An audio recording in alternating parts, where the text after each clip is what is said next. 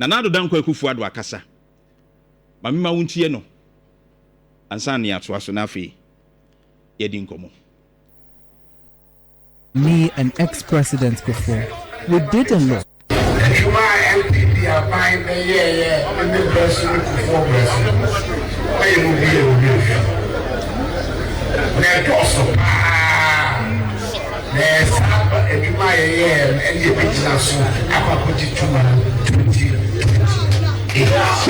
You saw the great works under me and ex-president Kofi. We did a lot. These are what we'll be using for our campaign to reclaim power in 2028. You are witnesses to what is happening under this current administration. Things aren't going on well.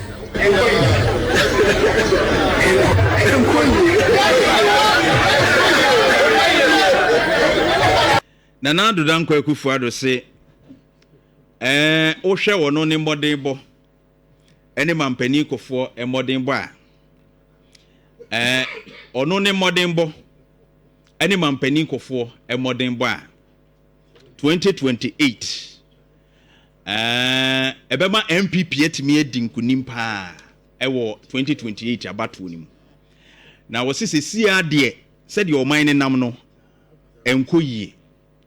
He said your mine nam pa say no de. Na Addo Dankwa Akufo-Addo say enkoyie kra. Na ohwe ne performance ne modern bo a wo boy ya.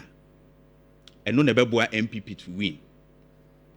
But na me say na enti omo ne Nana Akufo-Addo nam say onkogina home just after 2024 as former president no. Enti omo hyeda se ye hyeda e ma no kwan so wo mra no mekasa na ase manfo ahyeda to omo no agu ne so ahyeda akeka nsem ana sesen mo ahyeda se bo pese mo ha Nana Addo kire se Nana kasa no kasa te se mo pese mo ha no nyesa because we know and from your own report mo yeye bi mo nkrofo bi de namase huhu makokwe report no ne other surveys aba including Global Info Analytics wo mo pointing fingers on Nana Addo Dankwa Akufo-Addo se ono pra na ye obi a odi ntintima no ma MPP lose 2024 no ka ho bi de ba akwa no mo boso pa ye tintintiniti se ye ka onti Nana Addo Dankwa Akufo-Addo ye wu ana wrefi because duru ba bi na wo say omu bisa say de oman koye ya wo say de obeba no ono ne beye die Nana Addo wa na aka yi wo say yen hwe de oba no na ono ne beye die enti no are you now telling us say what you left no better than what we are seeing today? Eno na person watch. That's what you are talking about. Ba yen ko yechi na yen hwe wo party research o ma ye dia fa mo loss no. Global Info Analytics nso dia wo ye e de fa ho. CDD die Afrobarometer rating e ba ye ne no ma bebre is telling you say Nana Addo Dankwa Akufo-Addo no ma bi wo ho a enu ntina ba umi apologize say no. Said there were some things I mean him say apology na bia betwe se bekasa. Nebo o track record ho ban. Me when it comes to education, the introduction of free SHS. Any wakuma na didi ngume so echi a bitu chairman Nana Addo Dankwa Akufo-Addo. But when it comes to enoma bi economy no ne no bi ne nyuma sem is it nap kufuo no wo musu. Galamse kura de men ko ho chese wo de ye ka ho asem kura de a eyensem bebre. Galamse nti ne ma problems bebre. Ye kura ni unya problems. Enti o share institutions e wo man mu kura trust and e wo mu a during your time for record e confirm pa. The trust in the judicial service, the police institutions, they confirm 68% of voters and the say Akufo-Addo caused MPP defeat. And I will share Obi e kan ese Nana Addo Dankwa Akufo-Addo senko ye bibi say ye a kana ban ye say ye and ka MPP lose. These are some of the things they're talking about. So we ni your time inflation epiki to 54%. And a year crown was 23.8%.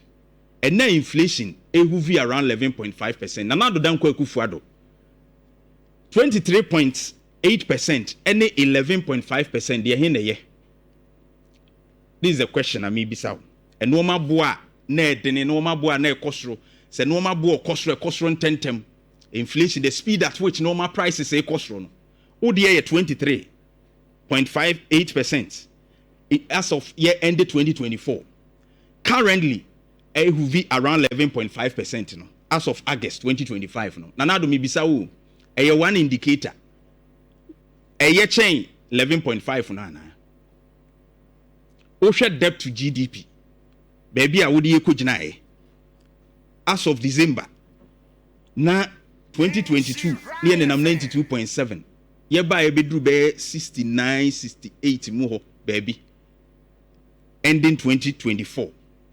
Who the DDP buy? Many we haircuts. Omo emunyuma sika ko shemu. And when it comes to the economy and those things, no, don't go there. Chese, don't go there. Don't go there.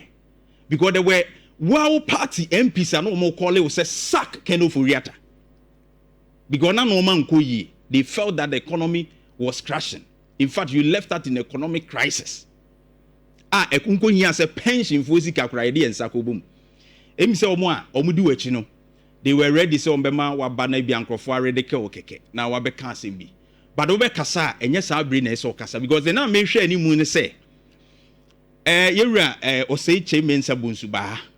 One na jantoa interview. O kan say in fact ukra no ase wonko modie mu akire no wakoma mu no wunya ya nka pese obepa Ghana fo chew e wo no ma bia fin se na nka wo ya wantumi put in place na Ghana fo ne kaso a ase bi wo ho no mu a wan hyeda entu na ensisu yi enti wo bani anim se bia o we bia de me ye we na de sese gidi amanfo nya wo memu no me kasa me di wo mu nhwamo enti mo mfa nche me.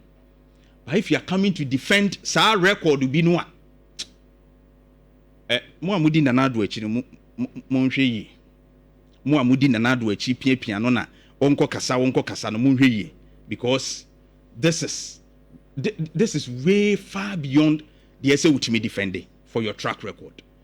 It we dey amfa yi agufu anko yi because we compare track record to what we are witnessing right now in just 8 months. And another damn Akufo-Addo with your 8 years to this 8 months.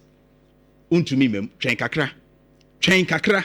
That will be bika and san wabeka. See ade de obetumi aka ne say omo edi gidie hye wu eto abama 2016 2020 no.